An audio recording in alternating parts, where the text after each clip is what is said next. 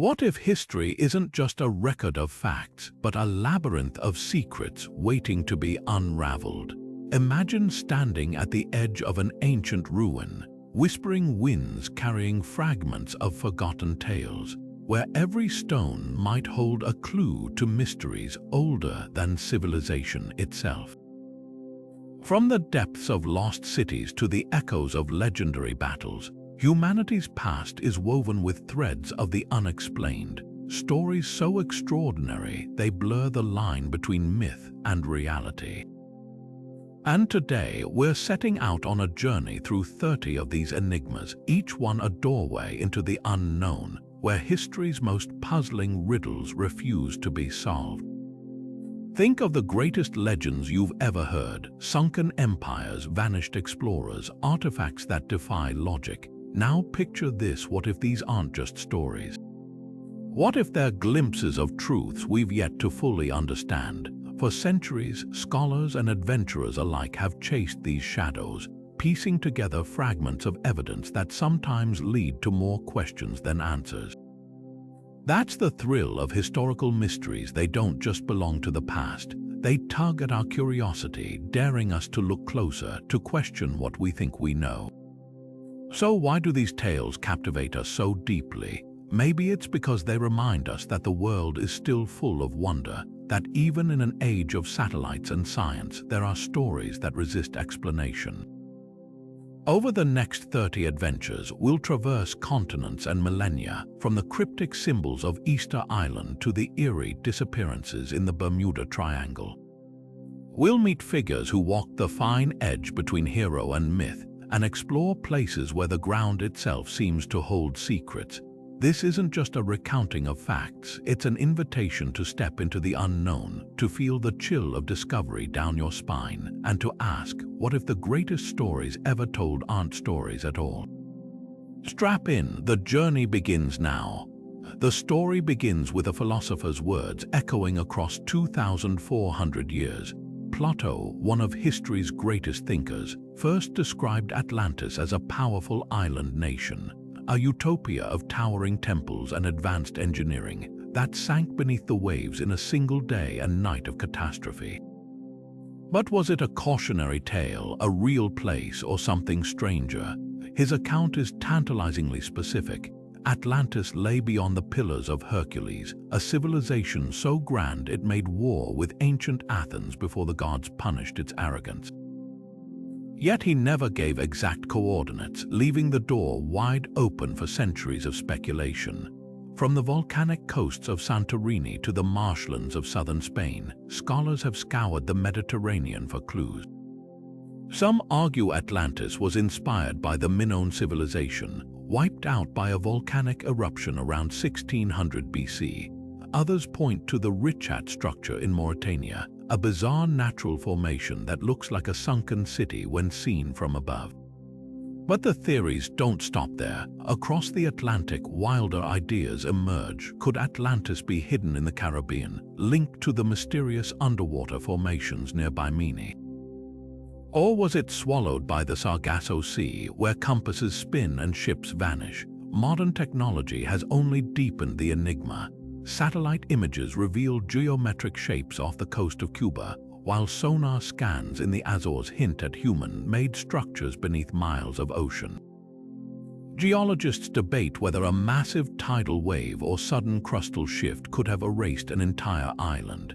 And then there's the chilling possibility: what if Atlantis wasn't just a city, but a global network of advanced cultures now lost to time? Every expedition, every scan, every reinterpretation of Plato's words keeps the mystery alive. So why does Atlantis haunt us? Maybe because it's more than a sunken ruin, it's a mirror.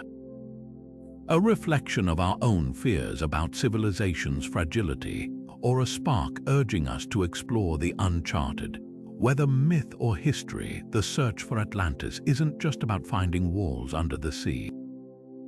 It's about discovering what we're willing to believe. Atlantis isn't just a sunken city, it's an idea that refuses to stay buried. For centuries, this lost civilization has resurfaced in our art, our stories, and even our nightmares, shaping how we think about progress, pride, and the price of power.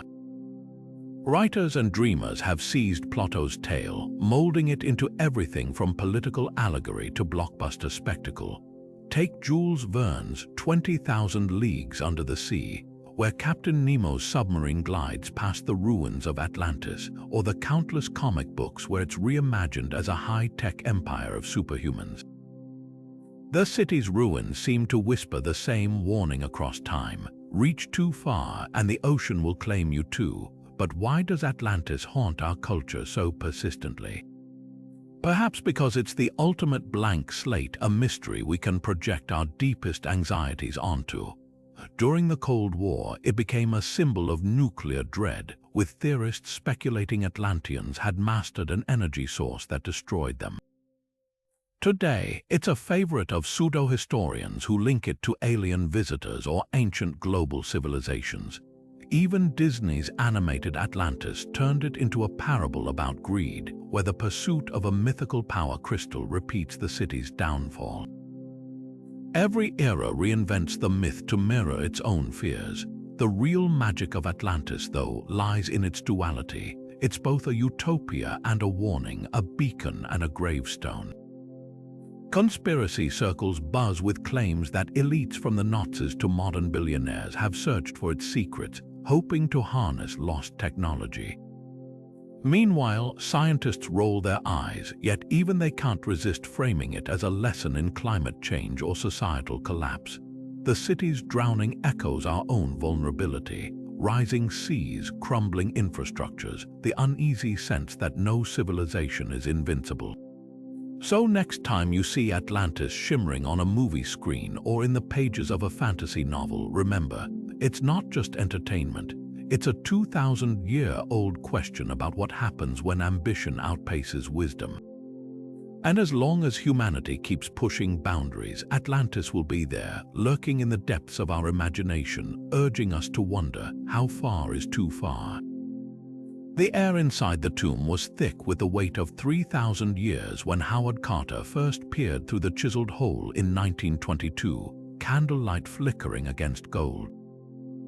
What he saw would become one of history's most electrifying discoveries: the undisturbed burial chamber of King Tutankhamun, a boy pharaoh whose name had faded into obscurity until that moment.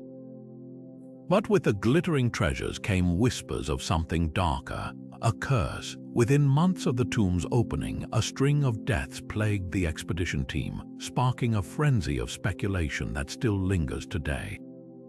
Was it supernatural vengeance or something far more earthly? Lord Carnarvon, Carter's financial backer, was the first to fall. A mosquito bite on his cheek became infected, leading to blood poisoning and pneumonia. By April 1923, he was dead just weeks after entering the tomb. Newspapers seized on the tragedy, claiming his death coincided with a blackout in Cairo and the mysterious demise of his dog back in England. Then came the others. A radiologist who X-rayed Tut's mummy died of an unknown illness. Carnarvon's half-brother succumbed to blood poisoning. Even Carter's canary was reportedly eaten by a cobra, an ominous symbol of Egyptian royalty. The press dubbed it the Curse of the Pharaohs, weaving tales of inscribed warnings above the tomb's entrance, though no such inscription was ever found. Science, however, offers grim alternatives. Modern researchers point to toxic mold spores like Aspergillus flavus, which thrived in the sealed tomb's damp darkness. When disturbed, these microbes could have triggered fatal respiratory infections in already weakened individuals. Another theory suggests ancient radioactive paint. Egyptians used uranium-based pigments in burial artifacts, potentially exposing the team to slow-acting radiation. Even bacteria like Pseudomonas and Staphylococcus, preserved for millennia, might have infiltrated small wounds or been inhaled during excavation. The truth: the curse likely owes more to coincidence and pre-existing health conditions than vengeful spirits, but that doesn't make the pattern any less eerie. Yet beyond the curse lies the real magic, Tutankhamun's treasures. His golden death mask, inlaid with lapis lazuli and quartz, remains an icon of ancient artistry, capturing the youthful king's face in eternal serenity.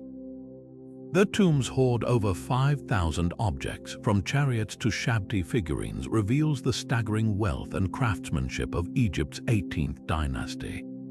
Most striking is the irony. Tut was a minor ruler, his reign cut short at 18 or 19. His tomb, though lavish, was hastily repurposed for him after his unexpected death, crammed with reused artifacts. Had his burial not been overlooked by grave robbers, he might have faded into history. Instead, his rediscovery rewrote our understanding of pharaonic culture and cemented his name as a symbol of mystery. So why does Tut's curse endure? Perhaps because it embodies our fascination with the unknown. Every artifact from that tomb is a message in a bottle from a lost world, a reminder that even in our age of reason, some shadows resist the light of explanation. Whether blamed on microbes or malice, the curse taps into something primal, the fear that disturbing the past might carry a price. And as Tut's treasures continue to tour the world, mesmerizing millions, the question lingers: are we unearthing history or awakening something else? King Tutankhamun's tomb didn't just rewrite history, it gave birth to modern archaeology. Before Carter's discovery, excavations resembled treasure hunts, with artifacts ripped from their context and sold to collectors. But Tut's untouched burial changed everything. For the first time, the world saw how a pharaoh's tomb was meant to look, every object in its precise ritual position, from alabaster jars of sacred oils to the rigidly posed sentinel statues guarding the burial chamber. This snapshot of funerary perfection became archaeology's gold standard, proving that meticulous documentation mattered more than flashy finds. Recent technology has peeled back even more layers of the mystery.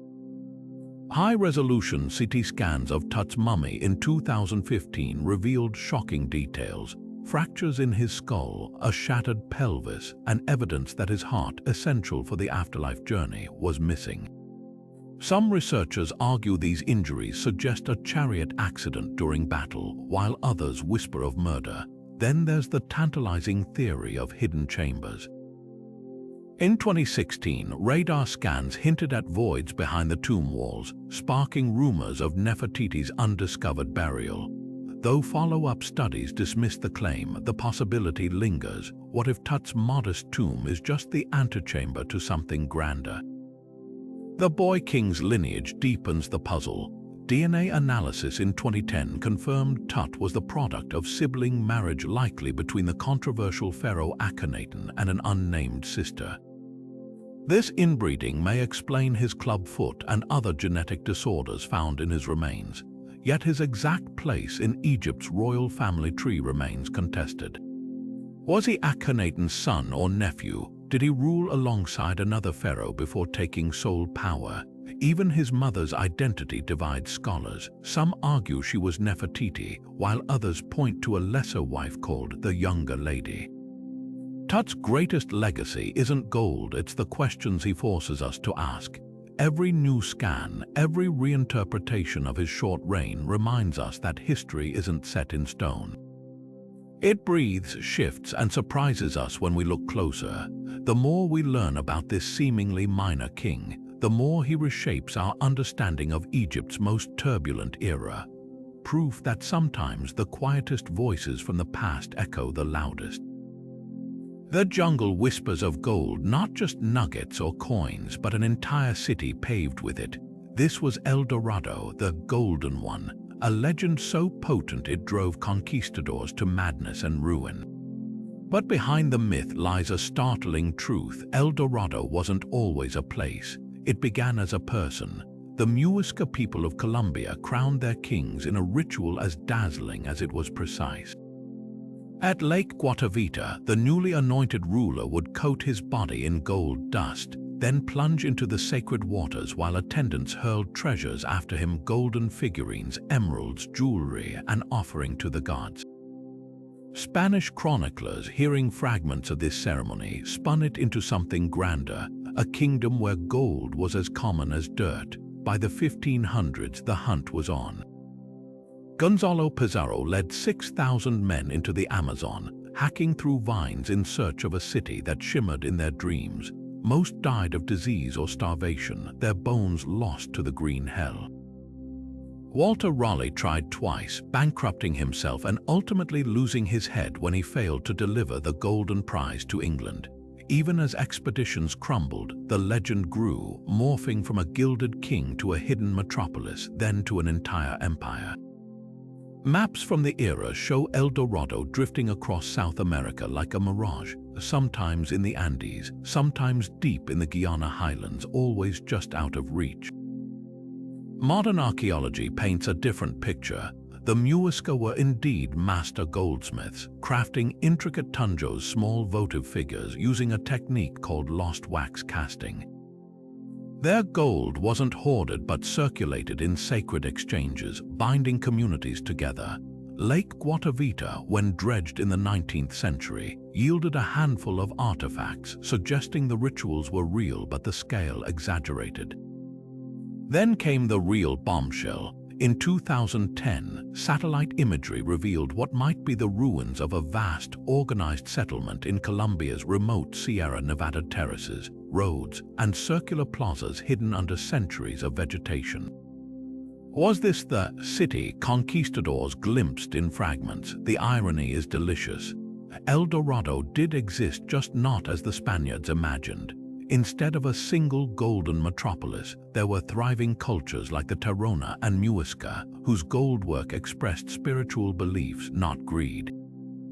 Their treasures weren't piled in vaults but worn in ceremonies, traded as diplomatic gifts, or offered to lakes like Guatavita. The conquistadors, blinded by their own obsession, missed the real wonder: societies that valued gold precisely because it couldn't buy anything.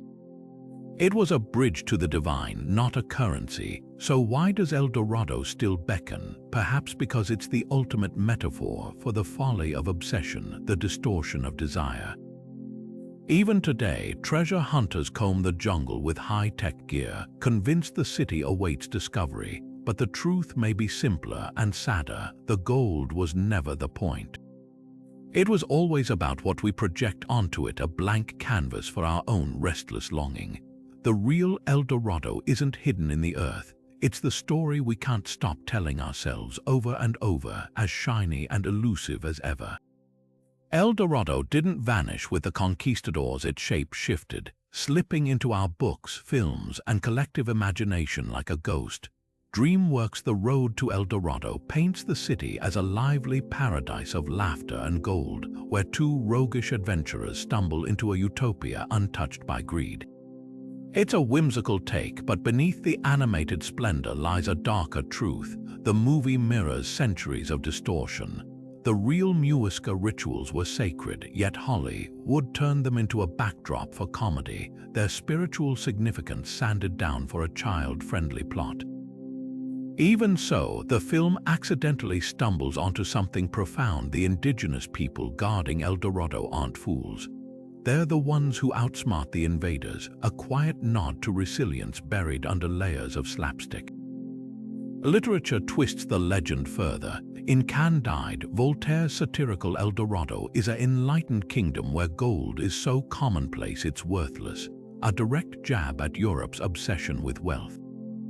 Edgar Allan Poe's El Dorado turns it into a haunting metaphor for unattainable dreams, where a knight rides forever toward a destination that doesn't exist. These versions strip away the jungle and the glitter, exposing the core of the myth. El Dorado was never about the gold. It was about the wanting. Modern media resurrects the tale with fresh irony. Video games like Uncharted and Assassin's Creed send players racing through ruins, guns blazing, only to reveal the treasure was never the point. Indigenous characters in these stories often serve as guardians, their warnings ignored until it's too late, a reflection of how colonial arrogance still echoes today. Even pop music borrows the imagery. Casey Musgrave's Golden Hour and Metallica's Wherever I May Roam use El Dorado as shorthand for elusive perfection, proving the legend's grip on our psyche. But the most striking reinvention, indigenous artists reclaiming the narrative. Colombian filmmaker Ciro Guerra's embrace of the serpent flips the script entirely. Here, white explorers are the ones lost in the jungle, dependent on native wisdom to survive. The film's stark black and white visuals strip away romanticism, forcing viewers to confront the brutality of colonization and the quiet endurance of the cultures it tried to erase. Meanwhile, contemporary Muisca activists use social media to revive ancestral traditions, posting videos of gold-working techniques their ancestors mastered centuries ago. Their message is clear: we never disappeared, you just stopped looking. El Dorado's journey from sacred ritual to blockbuster fodder reveals an uncomfortable truth: myths are mirrors. They reflect the biases of whoever tells them. For conquistadors, it justified plunder. For Hollywood, it's adventure. But for the Muisca and their descendants, it's a story of survival. One where the real treasure wasn't gold, but the culture that outlasted empires. So next time you hear El Dorado mentioned, listen closely. Underneath the glitter, you might hear the whispers of those who knew it first. Imagine holding a book written in a language no one on Earth can read, filled with illustrations of plants that don't exist and astrological diagrams that defy known celestial patterns. This isn't science fiction, it's the Voynich Manuscript, a 400-year-old enigma that's resisted decipherment by monks, spies, and even Nazi codebreakers. Discovered in 1912 by rare book dealer Wilfred Voynich, the 240-page text is written in an unknown script, its looping characters arranged into words that follow linguistic patterns yet refuse to yield meaning. Flip through its vellum pages and you'll encounter bizarre visuals: bulbous roots that resemble alien organs, nude women bathing in green liquid, and zodiac wheels with unfamiliar constellations. It's as if the book dropped from another dimension. The theories about its origins are as wild as its pages. Medieval scholars initially dismissed it as a hoax, but radiocarbon dating confirmed the parchment was made between 1404 and 1438. Some argue it's a coded alchemical text hiding recipes for the philosopher's stone. Others see it as a lost language, perhaps a constructed script for a forgotten dialect. The most tantalizing theory that it's glossolalia, or speaking in tongues, a stream of unconsciousness penned by someone in a trance state. Even the FBI took a crack at it during the Cold War, suspecting it might be Soviet propaganda. Then there are the illustrations. Herbal sections depict flora with no known earthly counterparts, leaves that spiral like Dine, stems with impossible branching patterns. Are they encrypted representations of real plants or pure fantasy? The astrological charts add another layer, showing celestial bodies in configurations that don't match any recorded sky. One diagram features a cluster of 7 stars arranged in a way never seen in European astronomy. Could this be a snapshot of a supernova or a map to something stranger? Modern technology has only deepened the mystery. In 2014, researchers using statistical analysis found the text structure mirrors natural languages, with word frequency similar to English or Latin. Yet AI algorithms trained on hundreds of languages still can't crack it. A 2019 study suggested it might be Proto-Romance, a vernacular Latin variant, but the translation produced fragmented, nonsensical phrases. Another team proposed it was created by an early form of generative AI, a 16th-century algorithm weaving pseudo-words. The manuscript's resistance to decryption has led some to wonder, was it designed to never be read? What makes the Voynich manuscript so captivating isn't just its unsolvable code. It's the eerie sense that it wants to communicate, its looping letters teasing us with the promise of revelation. Every failed attempt to decode it feels like a whisper just out of earshot, a secret hovering on the edge of understanding. Whether it's an elaborate hoax, a lost language, or something beyond our comprehension, one thing is certain: it refuses to surrender its mysteries. And maybe that's the point. Some doors aren't meant to be opened. the Voynich Manuscript's eerie pages don't just defy translation, they hide the fingerprints of their creator. But whose hands crafted this cryptic tome? The candidates are as bizarre as the book itself. Picture a 15th century herbalist hunched over candlelight, sketching plants from distant lands. Some scholars argue the manuscript's botanical illustrations resemble species from the New World, suggesting its author might have been an early European explorer documenting flora unknown to science. Yet no known expedition records match these illustrations, leaving the theory dangling like an unanswered question. Then there's the alchemist angle. During the Renaissance, secretive chemists encoded their recipes to avoid persecution. Could the Voynich manuscript be the notebook of a rogue scientist, disguising formulas for immortality or transmutation in gibberish? The zodiac pages lend weight to this idea. Alchemists deeply tied their work to celestial cycles. But why invent an entirely new script when existing ciphers would suffice? More controversially, some point to John Dee, Queen Elizabeth I's court astrologer. A known collector of occult texts, Dee owned hundreds of encrypted manuscripts and even claimed to speak with angels through a Enochian language. The timing aligns. Dee lived just decades after the manuscript's estimated creation. Yet no direct evidence links him to the book, and his personal diaries describe nothing resembling its peculiar imagery. At the far edge of speculation lies Edward Kelly, Dee's volatile partner. A convicted forger with a flair for theatrics, Kelly allegedly channeled divine languages during seances. Was the Voynich manuscript an elaborate con meant to dupe wealthy patrons? The theory gains traction when examining its more outlandish illustrations. Could those bathing women represent a staged mystical ritual? Skeptics counter that the manuscript's parchment and ink are undeniably period authentic, making a purely profit-driven hoax unlikely for the time, the wildest theory of all. That it sprang from the mind of an unlettered visionary. Medieval Europe had a tradition of illiterate saints producing inspired texts. Hildegard of Bingen, for instance, composed theological works filled with invented words and bizarre biological diagrams.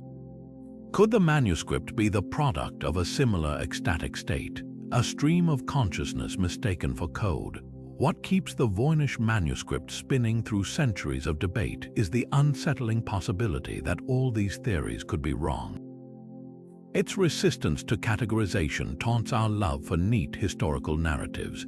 Most medieval texts fit recognizable molds: herbals, grimoires, star charts. This one exists outside every box, a shapeshifter that changes form depending on who holds the magnifying glass. Perhaps its enduring power lies precisely in that elusiveness, offering not answers but an endless invitation to wonder. From above, the Peruvian desert looks like a vast, sun-baked canvas, one etched with secrets only the sky can read. The Nazca Lines, sprawling across 200 square miles of the Pampa Colorado, are a gallery of giants, a hummingbird with wings wider than a jumbo jet, a spider so precise it could be a biology textbook illustration, and a humanoid figure nicknamed the astronaut, its hollow eyes staring into space. These geoglyphs, scraped into the rust-colored earth between 500 BC and 500 AD, are so massive they were nearly invisible until commercial flights began crisscrossing the region in the 1930s.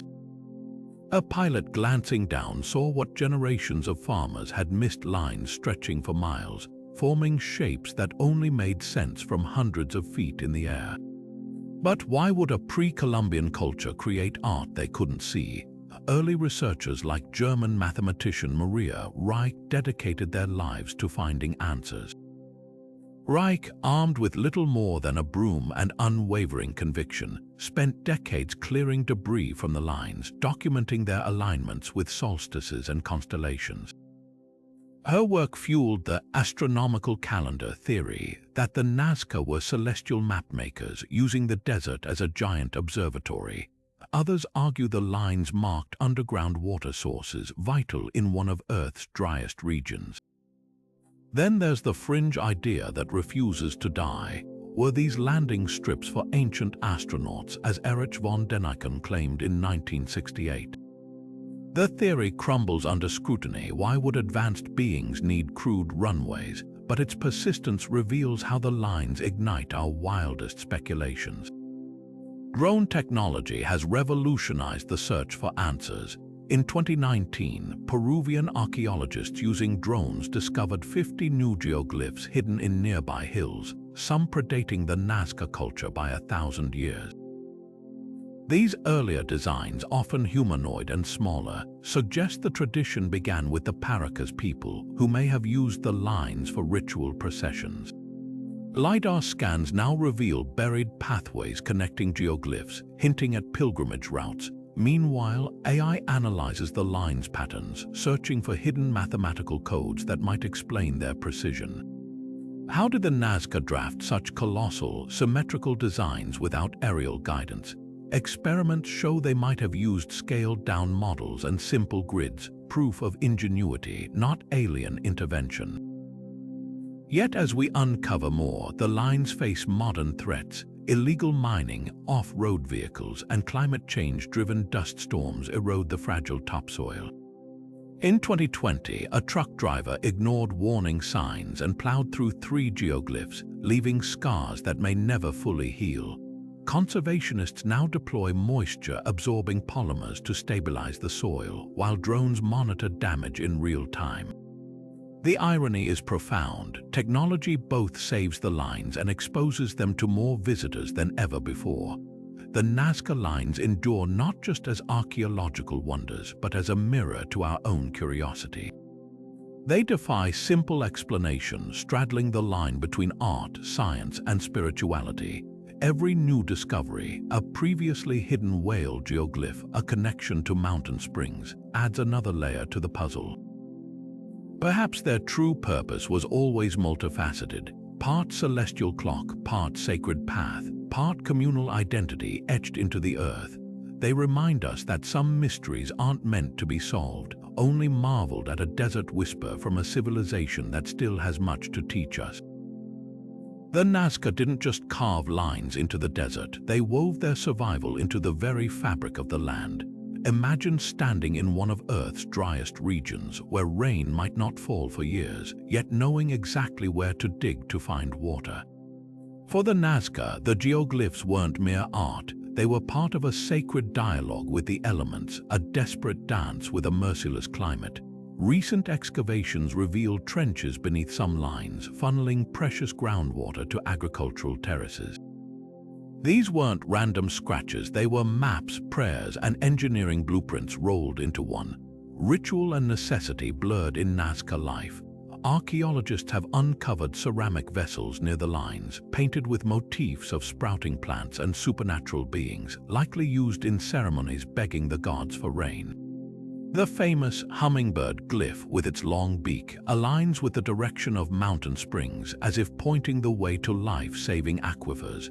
Even the spider, a symbol of fertility in Andean cosmology, may have been a plea for abundance in a land where every drop of water was a miracle. The lines weren't just seen from above, they were walked, a pilgrimage of bare feet on sun-scorched earth, connecting villages to ceremonial centers in a ritual as practical as it was spiritual. The true genius of the Nazca lies in their adaptability. While other civilizations built towering monuments, they sculpted the ground itself, turning the desert into a living library of knowledge. Their underground aqueducts, called puquios, still function today, spiral stone tunnels that tap into subterranean rivers, some stretching for miles. These feats of engineering suggest the Nazca didn't just react to their environment, they decoded it, reading the land like a book written in wind and sediment. The lines, then, might have been a form of communal memory, a way to pass down survival secrets across generations without a written language. Modern tools are uncovering even deeper connections. Soil samples show traces of spondylus shells, sacred offerings carried from distant oceans scattered along certain geoglyphs. These rare treasures, associated with rain gods in Andean belief, hint at a vast trade network linking the desert to the coast. Meanwhile, 3D modeling reveals how the line's placement amplified sound, creating echoes that might have guided rituals or signaled distant communities. The desert, it seems, wasn't a canvas but a partner in the Nazca's struggle to endure. What makes these lines timeless isn't their mystery, it's their message. In an era of climate crisis, the Nazca's legacy whispers a lesson. Ingenuity isn't about conquering nature, but listening to it. Their glyphs didn't defy the desert, they spoke its language, turning scarcity into symbiosis. As drones now map forgotten pathways and AI deciphers erosion patterns, we're not just solving an ancient puzzle, we're relearning a language of survival, one furrowed line at a time. The ocean has always been a realm of mystery, but few patches of water spark as much dread and fascination as the Bermuda Triangle. Stretching between Miami, Bermuda, and Puerto Rico, this 600,000 square mile swath of the Atlantic has been blamed for swallowing ships and planes whole, sometimes vanishing without a single distress call. Among the most chilling cases is Flight 19, a squadron of 5 U.S. Navy bombers that took off from Florida in December 1945 on a routine training mission. The pilots, all experienced aviators, suddenly reported compasses spinning wildly and an unknown white haze obscuring the horizon. Their last radio transmission crackled with confusion. "We can't be sure of any direction, even the ocean doesn't look as it should." Rescue planes sent to find them disappeared too, adding 6 more aircraft and 27 crewmen to the Triangle's ledger of the lost. Then there's the USS Cyclops, a massive naval cargo ship that vanished in March 1918 with 306 souls aboard. No wreckage, no lifeboats, not even an SOS. The ship's disappearance remains the single largest non-combat loss of life in U.S. Navy history, and theories spiral from the plausible to the paranormal. Some point to the Cyclops' overloaded cargo of manganese ore, which could have destabilized the vessel in rough seas. Others whisper about mutiny or enemy submarines, though World War I had ended months earlier. The truth we may never know. The ocean keeps its secrets well. Science, however, offers compelling alternatives to supernatural blame. Sonar surveys reveal massive methane hydrate deposits beneath the Triangle's seabed, trapped gas that can erupt into bubbles large enough to reduce water density instantly. A ship caught in such a plume would lose buoyancy and sink like a stone, while planes flying through the released gas could suffer engine failure as methane alters air density. Then there are rogue waves, sudden walls of water reaching 100 feet tall, documented by satellite since the 1990s. In a region where the Gulf Stream collides with storms, these freak waves could obliterate vessels before crews react. Even the Triangle's magnetic anomalies have a mundane explanation. It's one of few places where true north and magnetic north align, which might explain compass glitches, especially in older aircraft like Flight 19. Yet the myths persist, fed by sensationalized documentaries and pulp magazines. Stories of time warps, alien abductions, and a portal to Atlantis overshadow measurable risks like erratic weather or human error. The irony, the Bermuda Triangle isn't even statistically unusual. Lloyd's of London confirms that disappearances here match global shipping lane averages when adjusted for traffic volume. The real danger isn't some mystical force, it's our own willingness to believe. What makes the Triangle endure as a modern myth? Perhaps because it taps into our primal fear of the unknown, the vertigo of facing something we can't control or explain. It's a reminder that despite satellites and sonar, the ocean remains a frontier where logic sometimes falters. But the next time you hear about a vanishing ship, remember, the truth is often stranger than fiction and far more fascinating. Amid the legends of disappearances, there are those who sailed straight through the heart of the Bermuda Triangle and lived to tell the tale stories that often get drowned out by the roar of sensationalism. Take Joshua Slocum, the first man to solo circumnavigate the globe in the late 1800s. In 1898, while piloting his sloop Spray through the Triangle, Slocum reported an eerie encounter. A phantom vessel manned by the ghost of Christopher Columbus's pilot, its crew shouting warnings in an ancient dialect. Skeptics dismiss it as a hallucination brought on by exhaustion, but Slocum's detailed logbook entries describe something more, a moment where time itself seemed to warp before he snapped back to reality, his ship unharmed. His survival suggests the Triangle's dangers might be as much about perception as reality. Then there's the curious case of the SV Joyita, a merchant vessel found adrift in 1955. Its crew vanished, but its cargo perfectly intact. The clocks had stopped, the radios were tuned to distress frequencies, and a doctor's bag lay open on deck, yet not a drop of blood was found. Unlike the Cyclops, the Joyita didn't vanish. It became a ghost ship, its fate debated for decades. The official inquiry blamed faulty pumps and rotten wood, but survivors of similar incidents tell a different story. Sailors from the SS Marine Sulphur Queen, which disappeared in 1963, later claimed they'd experienced sudden electrical storms that scrambled instruments, followed by an unnatural calm. These accounts hint at microburst weather phenomena, rare, localized downdrafts that can cripple ships before radar detects them. Modern voyages add even more nuance. In 2015, yacht racer Joe Harris crossed the Triangle solo during the transatlantic race. His onboard sensors recorded sudden magnetic fluctuations and a temperature drop of 20 degrees in minutes, anomalies consistent with methane venting from the seabed. Yet Harris adjusted his course and sailed through unscathed. His takeaway: the Triangle isn't cursed, it's just a place where the ocean reminds you who's really in charge. What these survivors share isn't just luck, it's adaptability. They listened when their compasses spun, heeded odd weather shifts, and respected the sea's unpredictability. Their stories strip away the supernatural sheen, revealing a simpler truth. The Bermuda Triangle isn't a vortex of doom, but a laboratory of natural extremes. And sometimes the most extraordinary thing isn't vanishing without a trace, it's coming home to tell the story. The forest was eerily quiet when John White returned to Roanoke Island in 1590, 3 years after leaving his settlers, including his own granddaughter, Virginia Dare, the first English child born in the New World.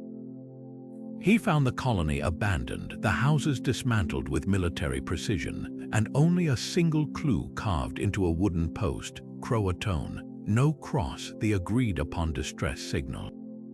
No bodies, no signs of struggle, just that one word dangling like a riddle wrapped in a mystery. For centuries, historians have wrestled with the question, what happened to the lost colony? The Croatoan clue points to Hatteras Island, home to the Croatan people, allies of the settlers.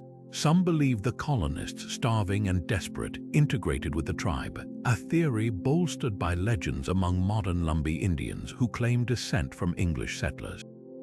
Others whisper darker fates, Spanish raiders from Florida, or a massacre by hostile tribes, but the truth might lie in the earth itself. Archaeology is rewriting the narrative. At a site called Site X near the Chowan River, researchers uncovered Elizabethan-era artifacts, a rapier hilt, broken pottery, and a copper ingot stamped with the mark of an English metallurgist.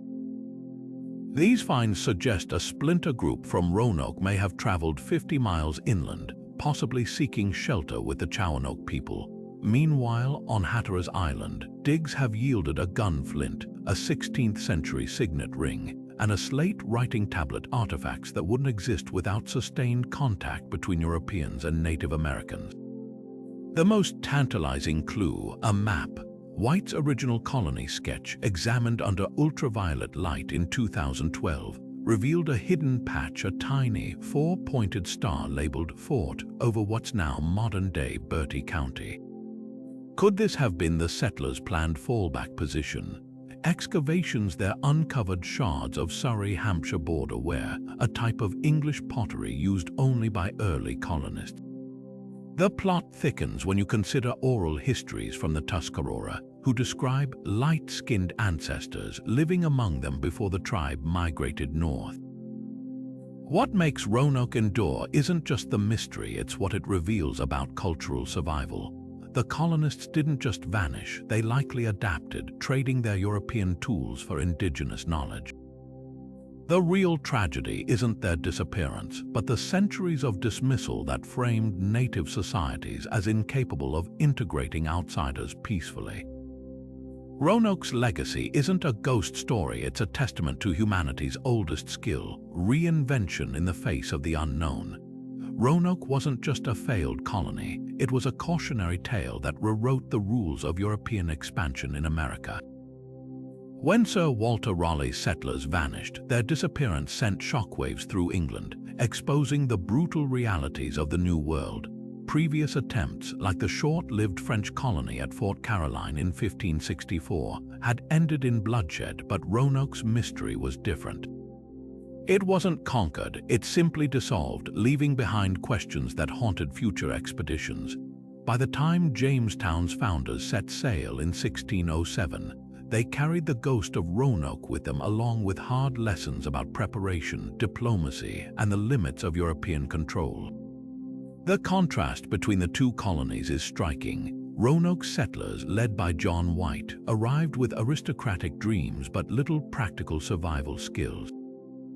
They relied heavily on the Croatan people for food, yet failed to secure lasting alliances.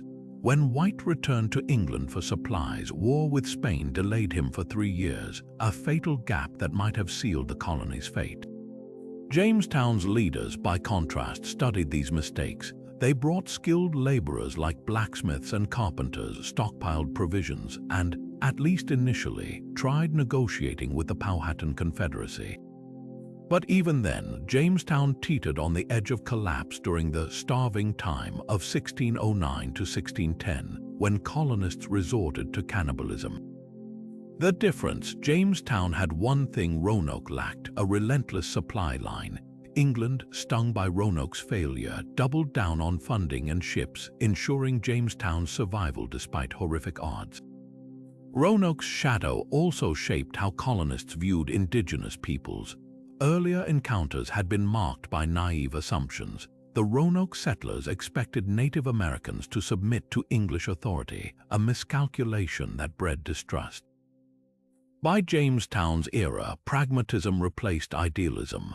Captain John Smith's famous, if embellished, tale of rescue by Pocahontas reflects this shift, a grudging acknowledgement that survival depended on indigenous knowledge even as tensions simmered.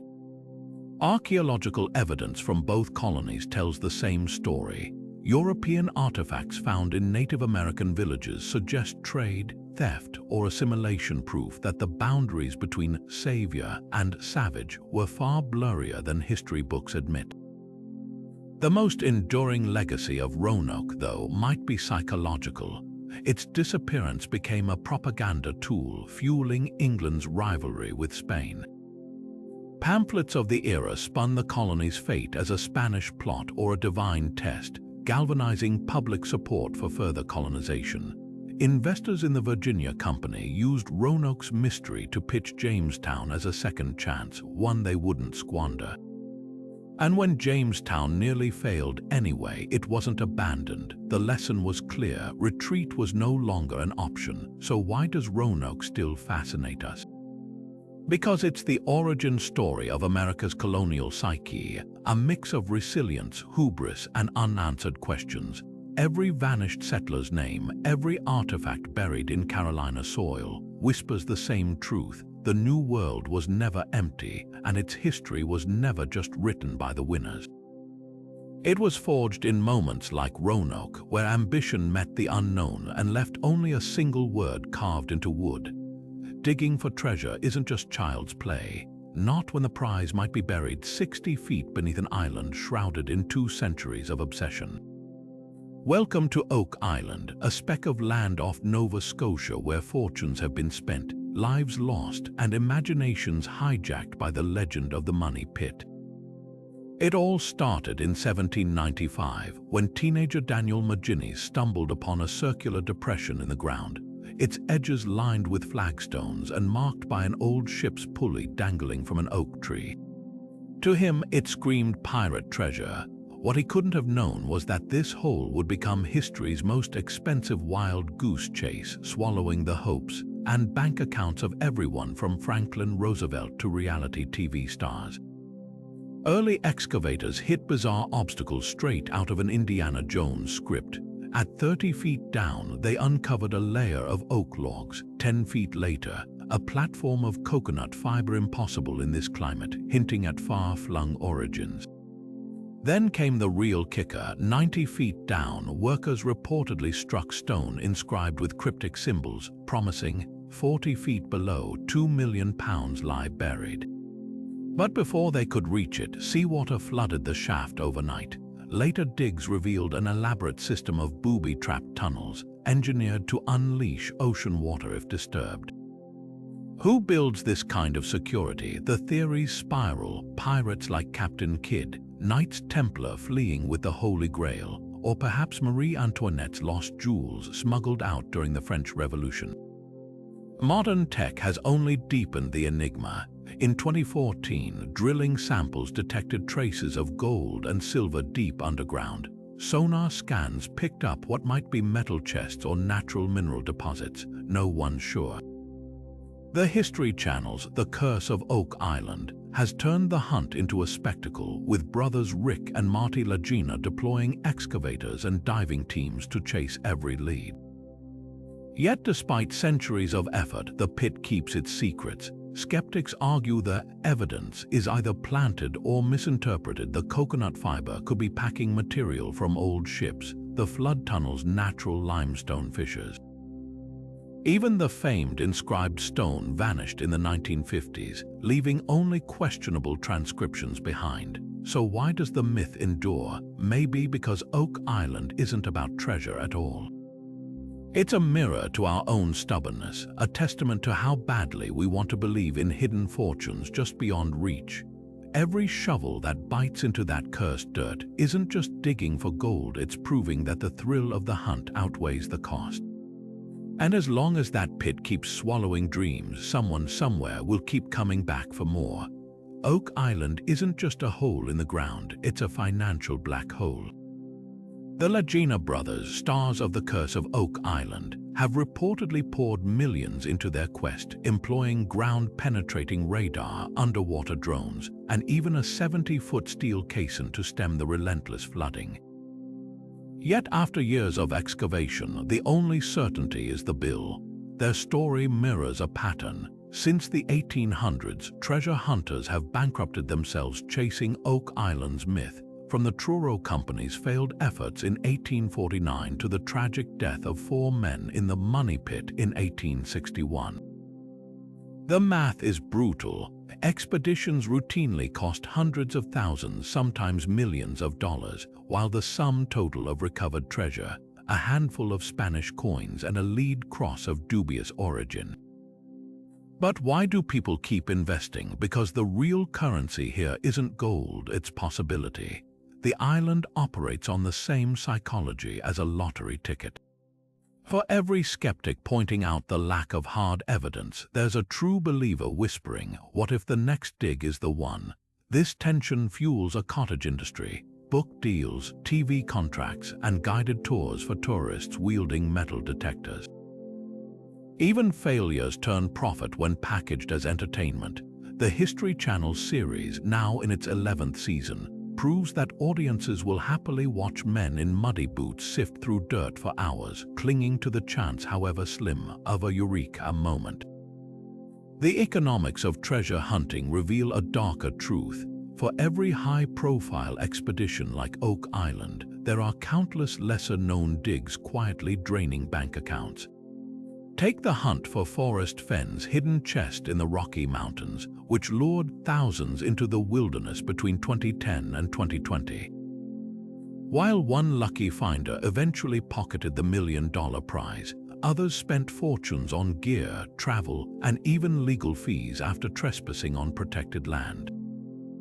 Some lost their lives, a stark reminder that the cost of these adventures isn't always measured in dollars. Yet the allure persists because these riddles offer something money can't buy: the thrill of the chase. Archaeologists might roll their eyes at amateur digs, but they can't deny the cultural impact. The hunt for El Dorado funded Spanish conquistadors' expeditions, shaping the colonization of the Americas. The search for pharaohs' tombs bankrolled early Egyptology. Even when treasure hunters fail, they often stumble upon legitimate discoveries like the accidental unearthing of Native American artifacts during Oak Island digs that reshape history. The real treasure, then, might be the stories we tell ourselves. Whether it's a pirate's hoard or a Templar relic, these myths endure because they promise something grander than wealth: a connection to the past, a chance to be part of a legend. And as long as that fantasy exists, there will always be someone willing to bet everything on a hole in the ground. The storm-tossed waters off the Greek island of Antikythera hid more than shipwrecked treasure in the year 1901. Divers searching for sponges surfaced with something far stranger: a corroded bronze lump, its edges barely hinting at interlocking gears.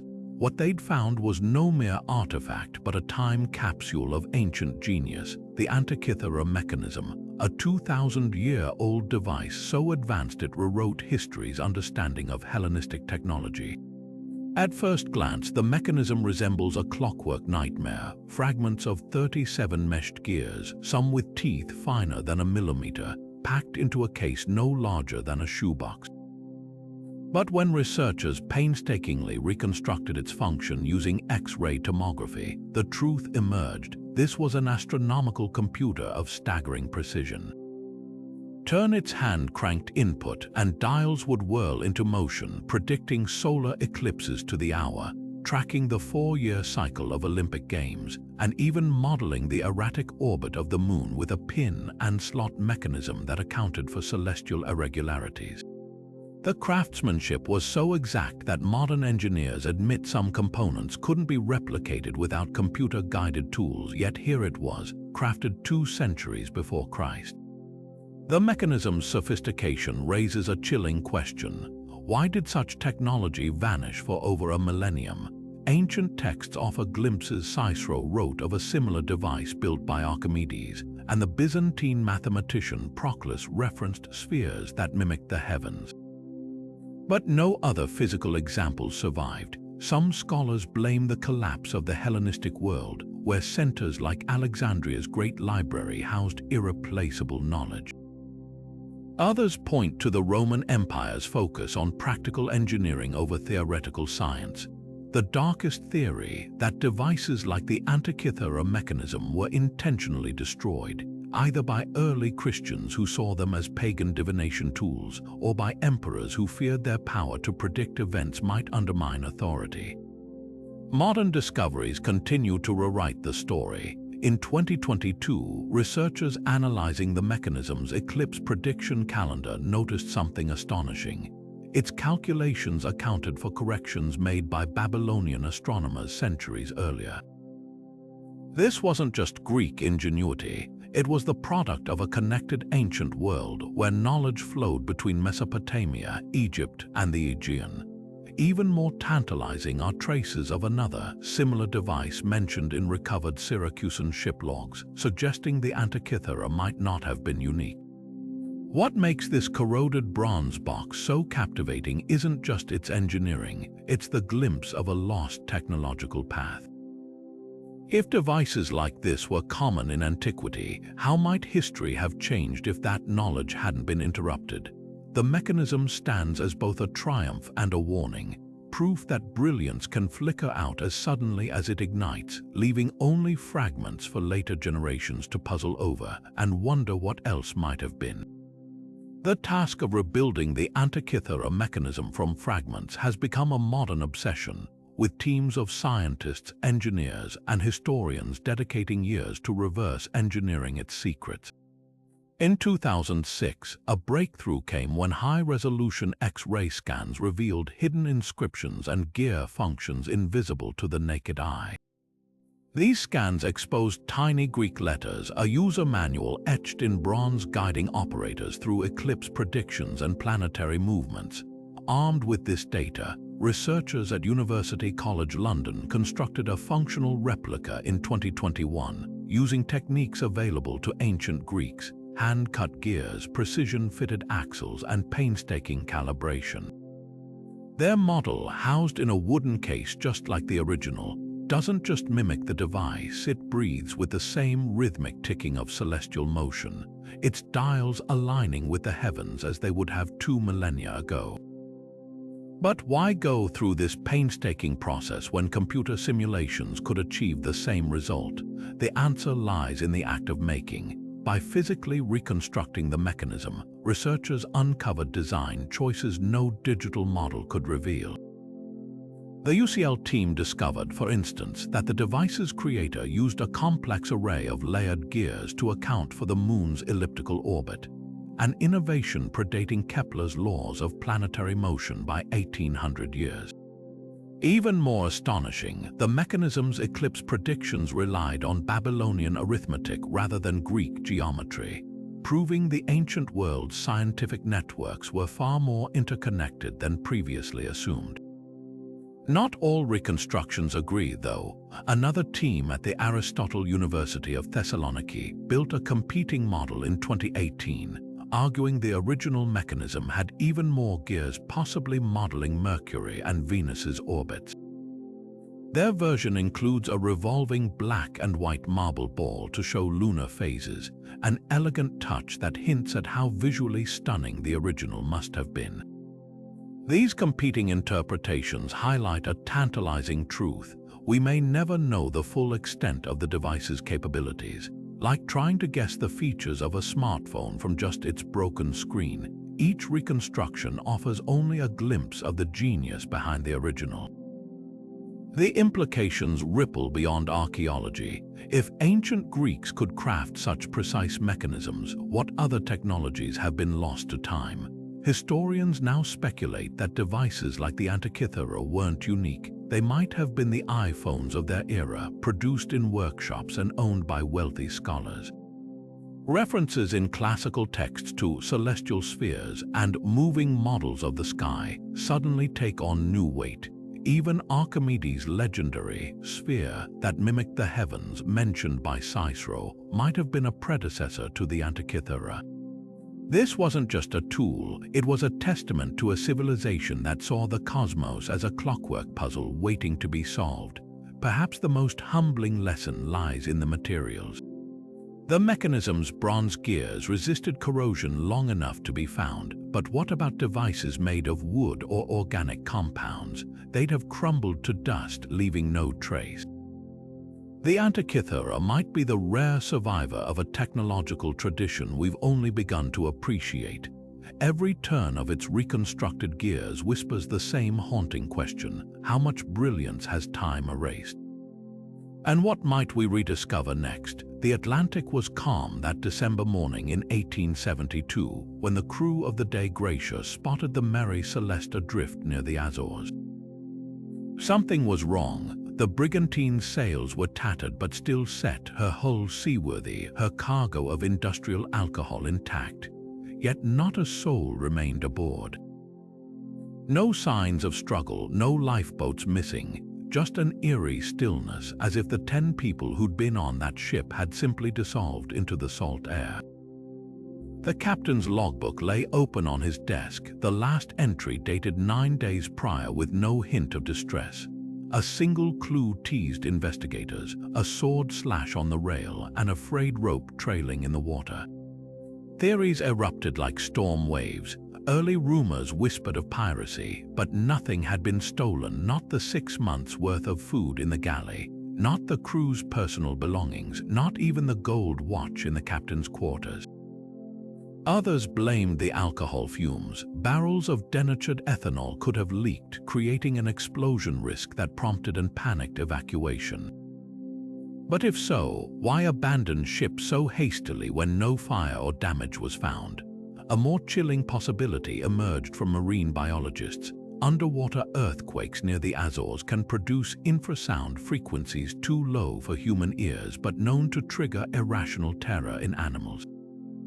Could the crew have fled hallucinations of some unseen threat?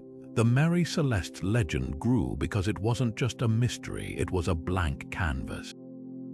Arthur Conan Doyle, years before creating Sherlock Holmes, penned a sensational short story blaming the abandonment on a deranged ex-slave seeking revenge. Later, paranormal enthusiasts latched onto the ship's cursed reputation. Her original builder died during her launch, and subsequent owners faced bankruptcies and mutinies. Even maritime courts couldn't agree. The Dei Gracia's crew, who salvaged the vessel, received only a fraction of its value, as judges suspected foul play they couldn't prove. What makes this story endure isn't the lack of answers, it's the haunting normalcy of the clues. The half-eaten meal still on the table, the sewing machine left mid-stitch in the captain's wife's cabin. These details don't point to catastrophe, they suggest interruption, as if life aboard paused mid-breath.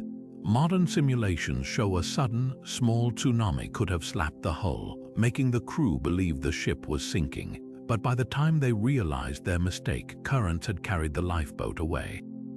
It's the mundanity that chills, the idea that seasoned sailors, like all of us, might make one irreversible misjudgment on an ordinary morning. The Mary Celeste didn't vanish.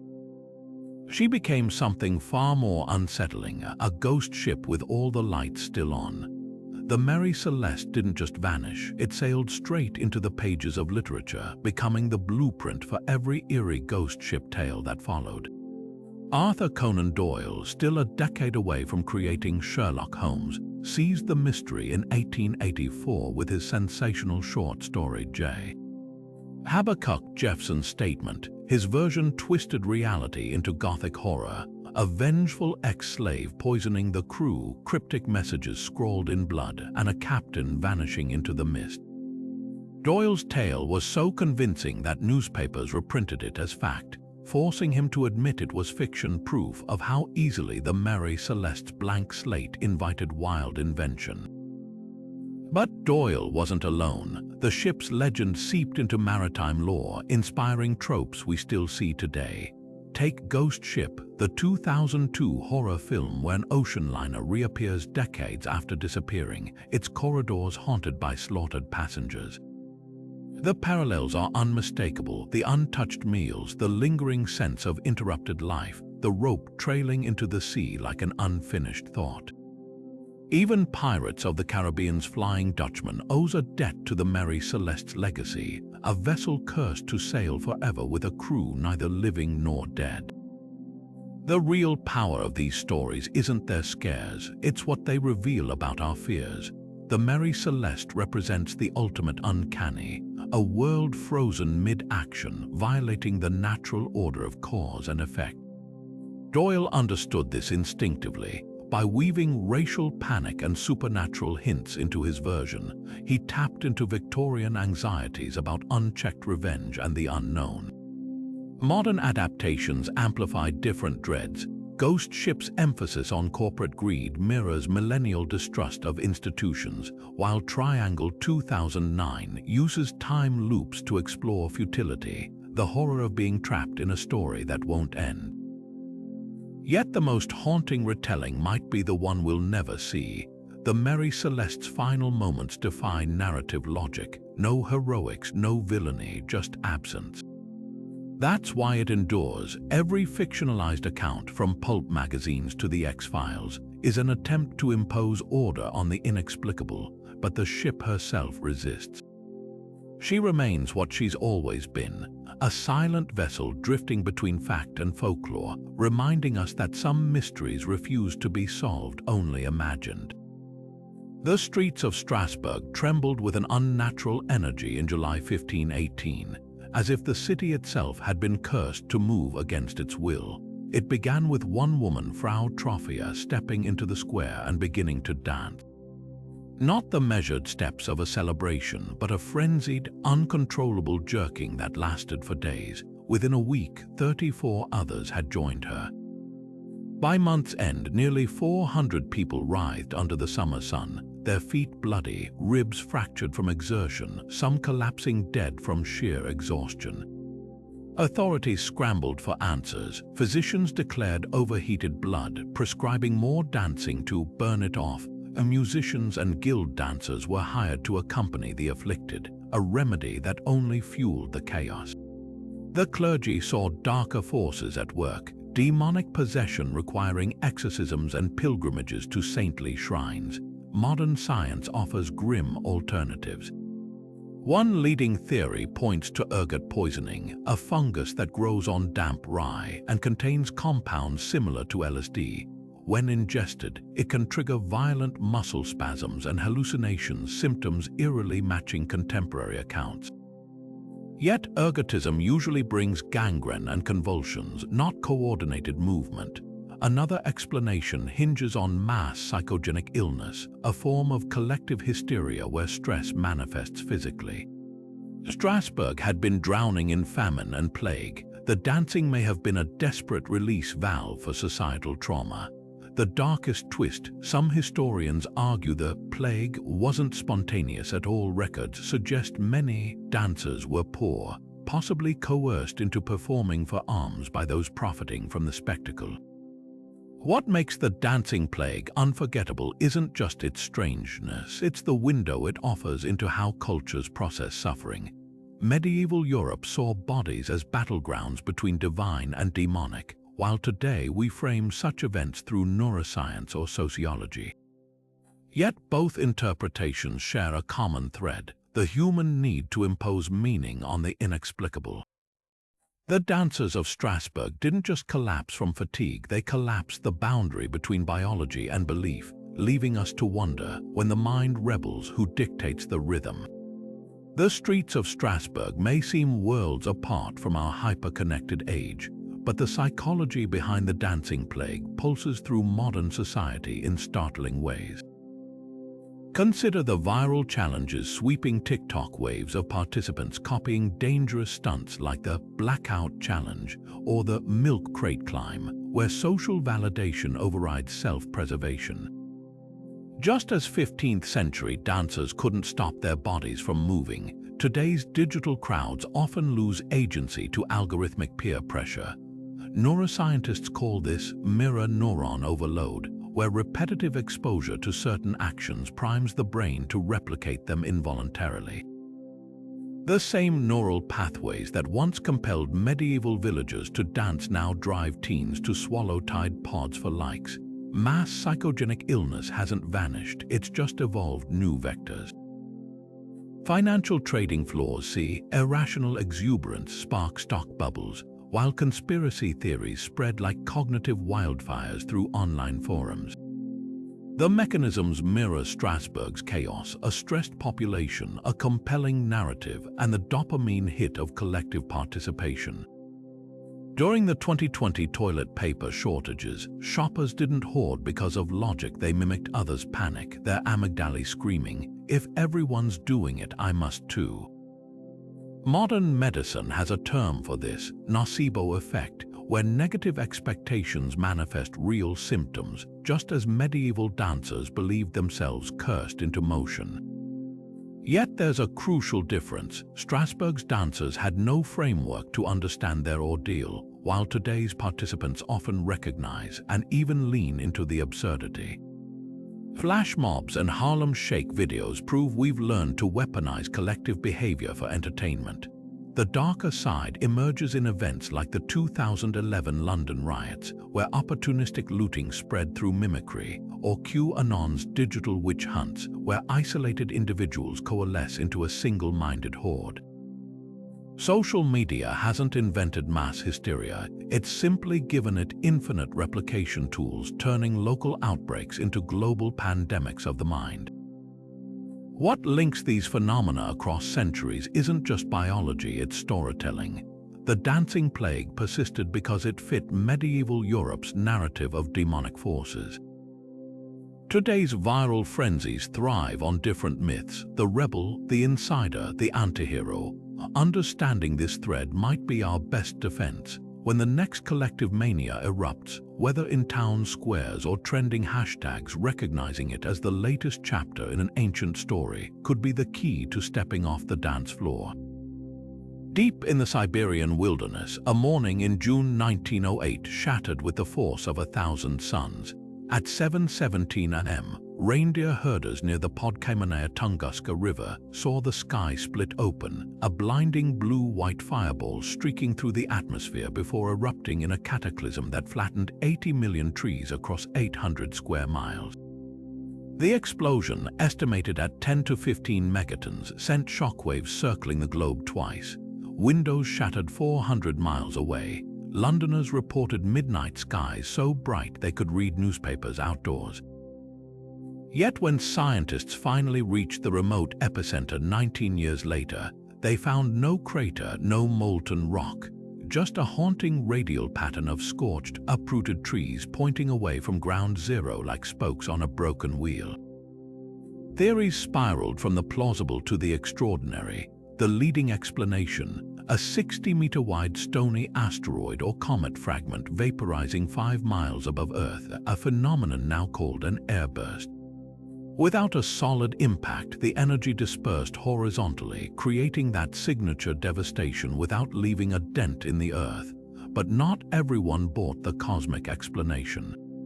Enter Nikola Tesla, who'd been experimenting with his death ray Wardenclyffe Tower in New York mere weeks before the blast. Conspiracy theorists speculated he'd unleashed an errant energy beam, accidentally triggering the explosion. Declassified Soviet files later revealed interest in this very idea during the Cold War's weapons race, though no credible evidence links Tesla to the event. The absence of extraterrestrial debris deepened the enigma. Early expeditions found microscopic silicate and magnetite spheres embedded in the soil, possible remnants of a vaporized space rock. Yet some researchers argue these could be terrestrial, pointing to oddities like the accelerated growth of mutant vegetation in the blast zone, as if bathed in radiation.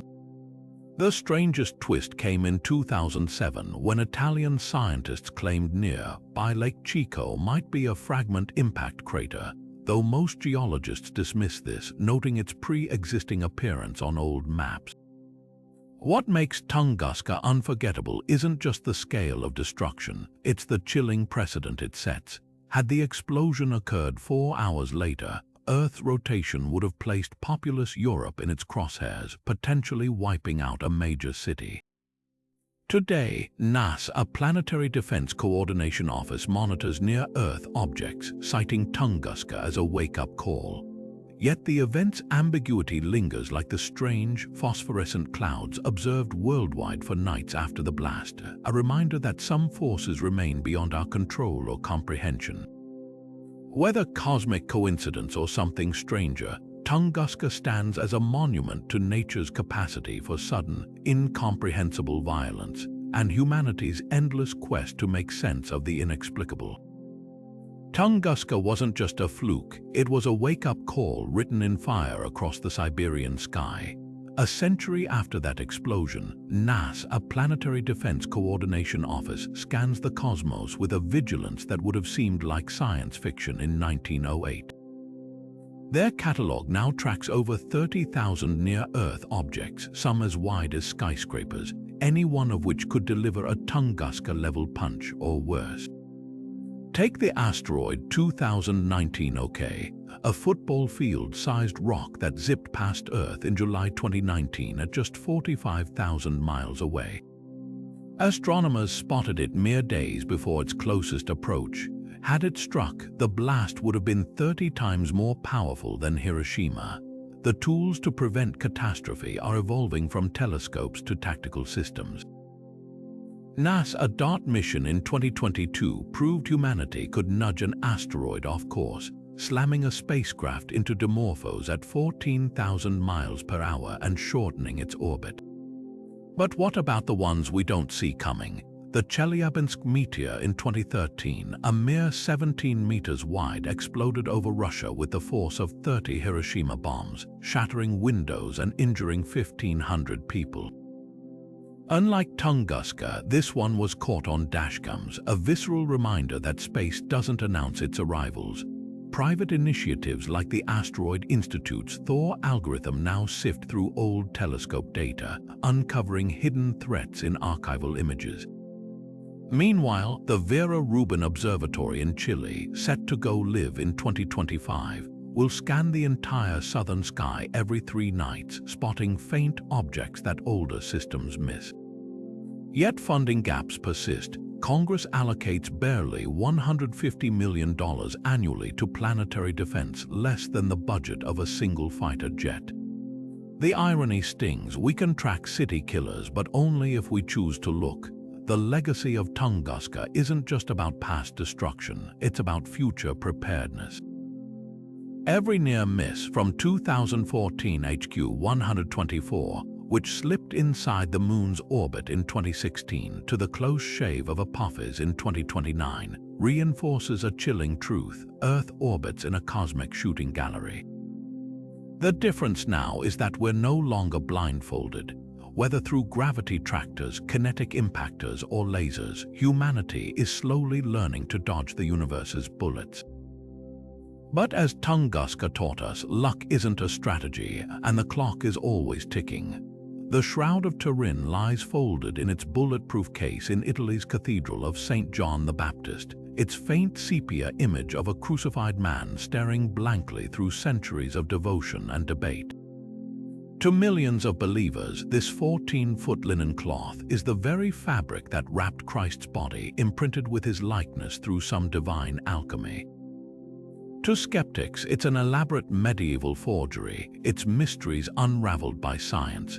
Yet neither explanation fully accounts for the enigma woven into those threads, a puzzle that begins with the cloth's own improbable journey through time. Carbon dating in 1988 seemed to deliver a verdict. 3 independent labs concluded the shroud originated between 1260 and 1390, squarely in the Middle Ages. Case closed, except nothing about this relic obeys neat conclusions. Critics quickly noted that tested samples came from a rewoven corner, possibly contaminated by centuries of handling and fire damage.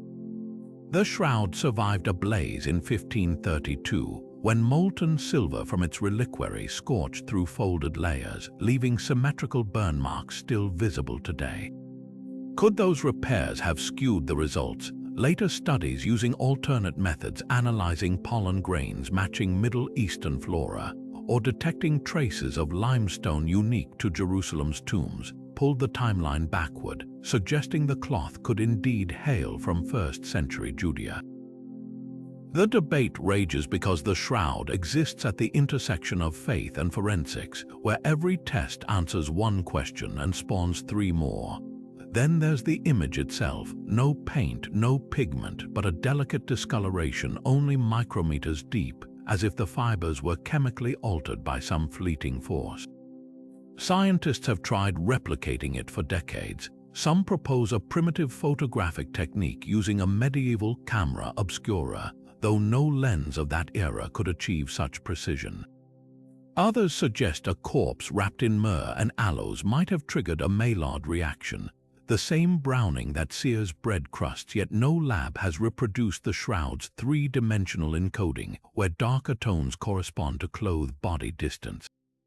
The most haunting theory involves corona discharge, a burst of radiant energy, perhaps from resurrection, leaving behind a skeletal shadow. Even NASA engineers marveled at the image resolution, comparable to their own satellite imagery. What makes the shroud endure isn't just its unresolved origin, it's how it mirrors our own hunger for proof. Pilgrims still queue for rare viewings, their faces pressed against barriers as if mere proximity might transmit revelation. Scientists continue probing its threads with multispectral imaging and mass spectrometry, seeking answers in the warp and weft. Whether divine relic or brilliant hoax, the shroud's power lies in its refusal to be categorized, a Rorschach test spanning faith and reason.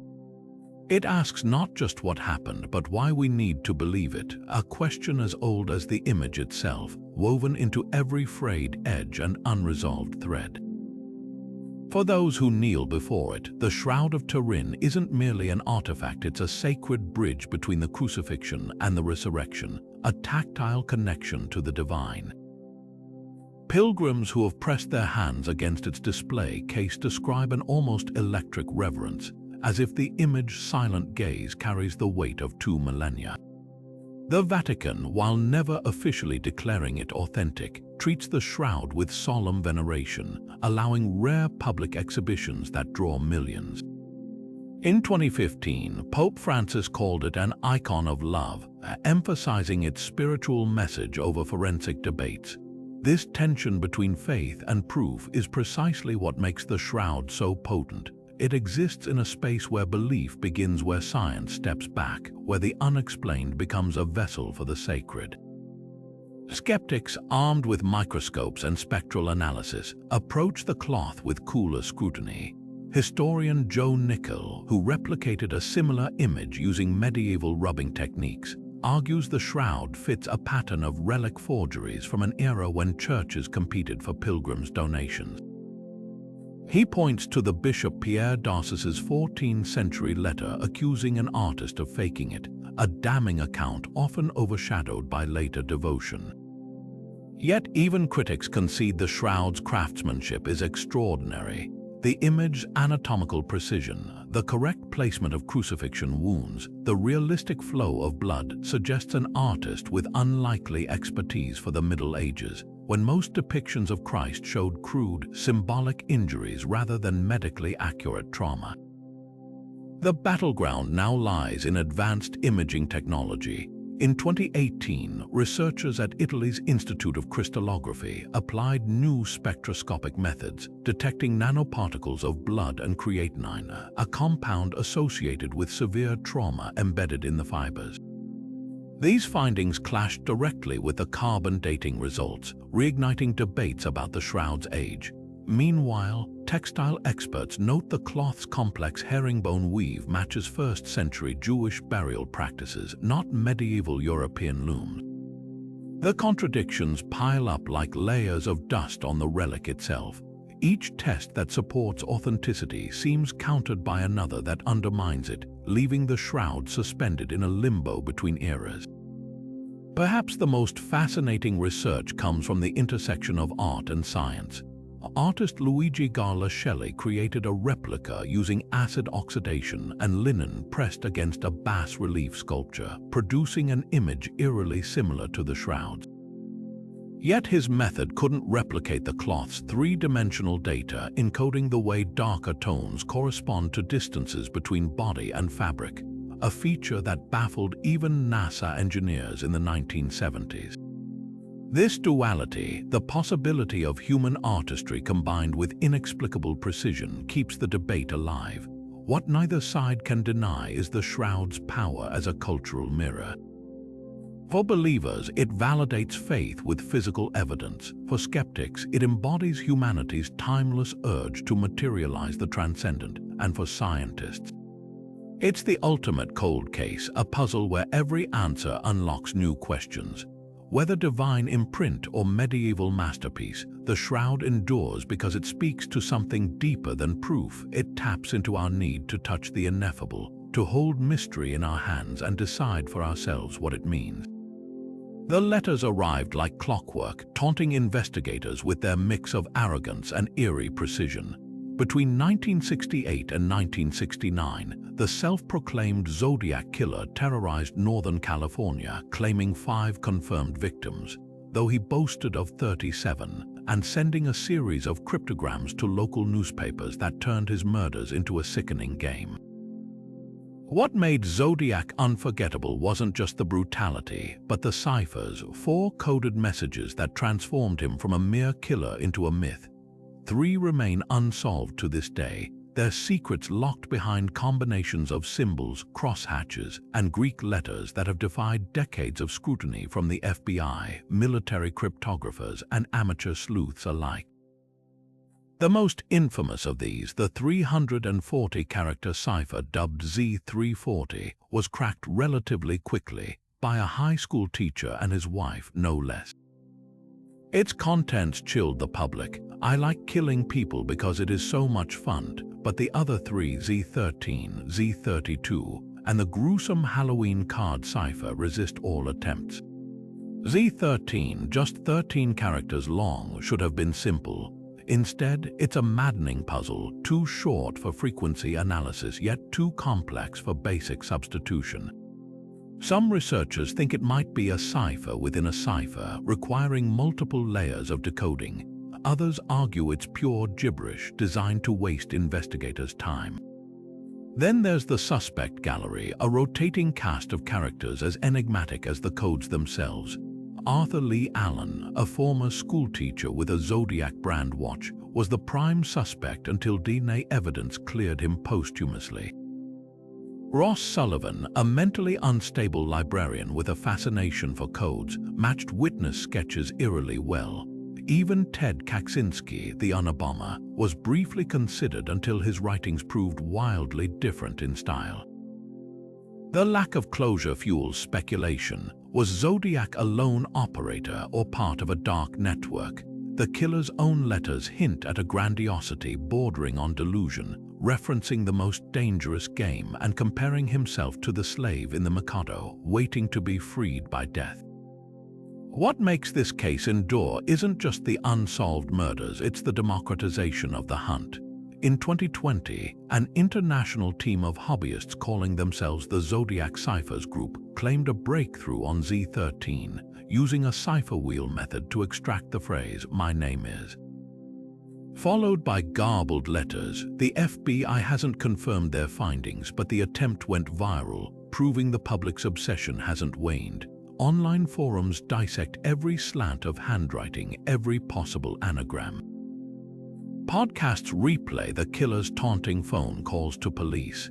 Even Netflix documentaries breathe new life into old evidence, ensuring Zodiac's puzzle outlives his victims. Perhaps the allure lies in the duality of the chase. For law enforcement, it's a grim investigation. For armchair detectives, it's the ultimate logic puzzle, one where cracking the code might finally put a name to the shadow. But there's a darker truth beneath the fascination. Zodiac weaponized not just violence but storytelling. His ciphers were never just codes, they were invitations to a narrative he controlled, ensuring his legend would outlast him. And as long as those ciphers remain unsolved, the invitation stays open. A blank space on the page where anyone, from seasoned cryptographers to curious strangers, can project their own theories, their own fears, their own need for resolution. The game isn't over, it's just waiting for the next move. David Fincher's 2007 film Zodiac didn't just dramatize the killings, it dissected the very nature of obsession, mirroring the real-life investigators' descent into the case's bottomless puzzle. Jake Gyllenhaal's portrayal of cartoonist Robert Graysmith, whose book inspired the film, captures the terrifying allure of the unsolved, the way a single coded postcard can rewrite a person's life, turning them into an amateur sleuth chasing shadows. The movie's eerie authenticity comes from Fincher's own fixation. He reportedly spent 18 months reconstructing crime, scenes down to the brand of soda on a diner table, mirroring the killer's own meticulousness in a chilling artistic symmetry. Beyond Hollywood, the Zodiac case rewrote the playbook for how law enforcement engages with the public. Before Zodiac, police guarded crime details closely. After his letters hit newspapers, investigations became spectator sports. The killer's decision to communicate through cryptograms turned the media into an unwilling accomplice, forcing authorities to publish his taunts in hopes someone might recognize his handwriting. This grim partnership birthed modern forensic publicity. Think FBI viral campaigns for unknown suspects or podcasts crowdsourcing cold case tips. The downside: copycats. From the BTK killer's press clippings to the Unabomber's manifesto, Zodiac proved that sensational crimes could be weaponized for infamy, inspiring a dark wave of killers craving their own headlines. Yet the case's cultural footprint isn't just about true crime tropes. Zodiac ciphers became pop culture artifacts, referenced in everything from The Simpsons to Gravity Falls. Their blend of logic and madness a shorthand for unsolvable mysteries. Video games like Watch Dogs and Black Watchmen gamify his puzzles, letting players step into the cipher breaker role. Even music taps into the legend. Bands like Marilyn Manson and Machine Head have woven Zodiac references into lyrics, while composer Brian Rietzel's Zodiac film score uses ticking clocks and dissonant strings to audibly recreate the tension of a never-ending hunt. The most unexpected legacy: how Zodiac democratized detective work. Online forums like Reddit's r/Zodiac Killer buzz with amateur analysts applying 21st century tech, handwriting analysis, spectral imaging on scanned letters, to evidence gathered on typewriters. Some efforts bear fruit. In 2021, a team of codebreakers partially cracked the 340 cipher using a homemade algorithm. Others spiral into conspiracy, like the persistent theory linking Zodiac to the 2008 disappearance of Bryce Laspisa, a connection law enforcement dismisses but the internet can't quit. What makes Zodiac endure isn't the violence, it's the storytelling. The case exists in the liminal space between fact and myth, a Rorschach test where every generation projects its own anxieties. The 70s saw him as a counterculture boogeyman, the 90s a precursor to serial killer celebrity. Today, he's a cautionary tale about the seduction of mysteries, how the hunger for answers can eclipse the humanity of the lost. His greatest trick wasn't evading capture, it was ensuring we'd never stop looking. The wind howled like a living thing through the Ural Mountains on that February night in 1959, a sound so piercing it drowned out the screams. When rescuers found the Dyatlov Pass campsite days later, the scene was straight from a nightmare. A tent sliced open from the inside, 9 sets of footprints leading into the snow, some barefoot, some clad only in socks, and then the bodies. Some frozen, some with crushed ribs, one missing a tongue. The official investigation closed with shrugs, citing a compelling natural force, but the truth slipped through their fingers like the mountain mist. What truly happened to those hikers has been dissected, debated, and weaponized for decades, becoming Russia's most infamous unsolved mystery. Early theories clung to the mundane. Avalanche warnings topped the list, except the slope was too gentle, the snowpack stable, and no evidence of a slide was found. Then came the katabatic wind hypothesis, where cold air rushes down slopes at deadly speeds. But why would experienced hikers flee half-dressed into -30-degree darkness instead of simply re-pitching their tent? The injuries deepened the puzzle. One victim's skull was fractured with the force of a car crash, another had radiation on her clothes, and 2 showed traces of internal bleeding without external wounds. This wasn't hypothermia, this was violence, but from what? Enter the wilder explanations. Conspiracy theorists pointed to secret military tests, noting the region's proximity to Soviet weapons labs.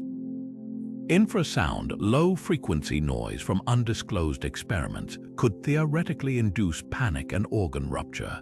Others cited indigenous Mansi tribes, though no signs of struggle or stolen gear supported this.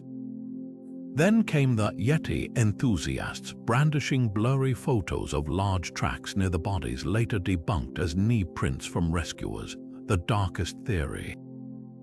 A state-sponsored hit, diaries revealed tensions within the group. Was someone silencing dissenters? The case took a surreal turn in 2020 when Russia's prosecutor general reopened it, only to declare the hikers died in a snow slab collapse.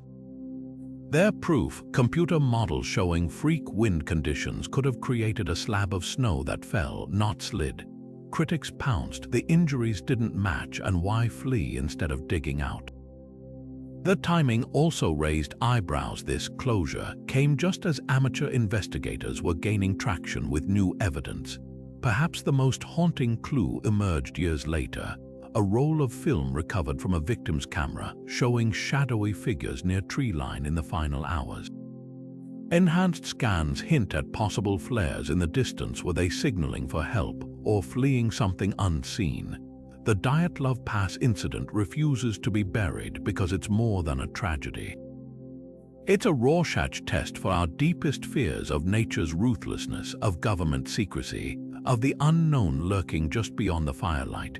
And until those mountains give up their ghosts, the world will keep staring into that slashed tent, wondering what 9 souls saw in their last moments that made frostbite seem like the safer choice.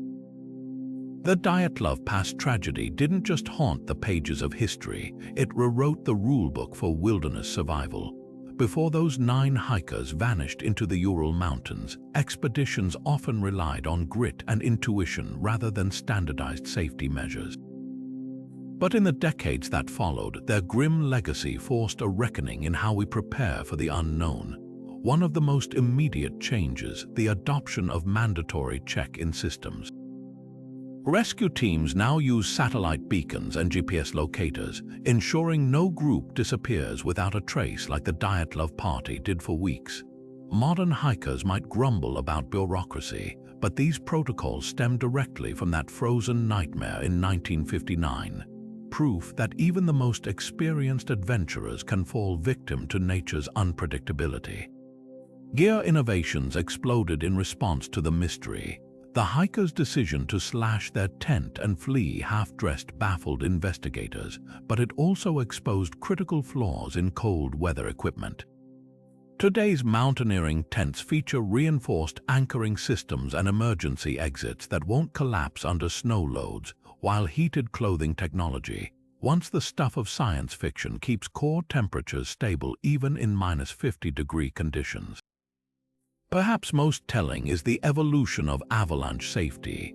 Dyatlov's initial snow slab dismissal sparked decades of research into rare but deadly snow mechanics, leading to tools like airbag backpacks that keep wearers afloat during slides and probe poles that detect buried victims in minutes rather than hours.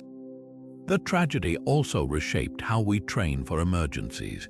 Wilderness survival courses now drill psychological resilience as intensely as physical skills, studying the Dyatlov group's final moments as a case study in panic response. Why did they abandon warmth for certain death? Behavioral scientists point to paradoxical undressing, a documented hypothermia symptom where victims feel burning heat as their body fails. Modern guides teach trekkers to recognize these lethal illusions, embedding the knowledge that could have saved lives on that mountain. Even the radiation traces found on some bodies spurred innovation. Geiger counters are now standard in high-altitude kits, alerting climbers to dangerous environmental anomalies before they become fatal. Yet beyond gadgets and protocols lies the most profound lesson: humility. The Dyatlov incident forced adventurers to confront the uncomfortable truth that no amount of preparation can eliminate risk entirely. Today's hikers carry emergency bivouacs and satellite phones, but they also carry the weight of history, a reminder that nature's most lethal forces often defy logic. The Ural Mountains didn't just claim 9 lives, they exposed the fragility of human arrogance in the wild. And from that harsh education emerged a new era of exploration, one where respect for the unknown is as essential as any piece of gear. From sunken cities to encrypted manuscripts, these 30 mysteries share something deeper than unanswered questions. They reveal humanity's unshakable hunger to push beyond the edge of the known. Whether it's the scientific rigor behind the Antikythera mechanism or the primal fear woven into the Dyatlov Pass tragedy, each story is a testament to our refusal to accept "I don't know" as a final answer. History's greatest enigmas aren't just puzzles, they're mirrors reflecting our best and worst impulses: curiosity, courage, obsession, even hubris. The search for Atlantis isn't about finding ruins, it's about proving civilizations can vanish, and so could we. The Voynich Manuscript isn't just a code, it's a reminder that language itself can become a locked door. And Zodiac's unsolved ciphers, they're the chilling proof that some shadows refuse to be caught, no matter how bright the spotlight. What binds these tales together isn't just their mystery, it's their power to ignite conversation across centuries.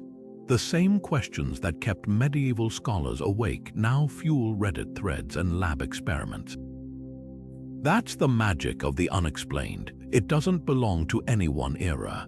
A 17th-century sailor staring at the Bermuda Triangle's choppy waves felt the same prickling unease as a modern pilot checking radar static over the same waters.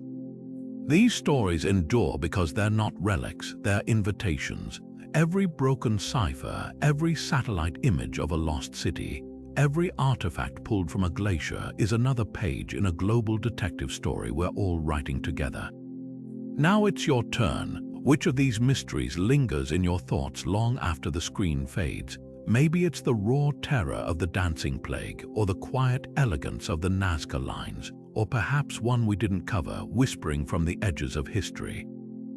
Drop your favorites in the comments, or better yet, challenge us with a riddle we've never heard. Because the truth is, this list isn't complete. There are always more doors to open, more shadows to chase. So consider this lesson ending and more a trail. Head the first step into a world where every unanswered question is a chance to wonder, to argue, to dig deeper. The greatest adventure isn't solving the mystery, it's daring to look for it in the first place.